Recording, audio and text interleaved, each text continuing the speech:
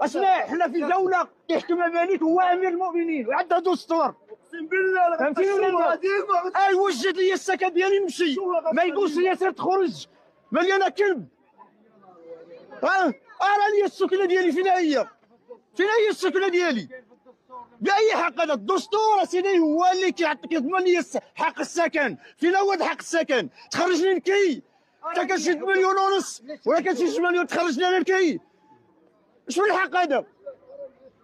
شنو الحق هذا؟ يا خويا واش كينزل قرارات؟ واش كيدير شي دراسه للشعب؟ واش كيدير شي دراسه لهاد الناس؟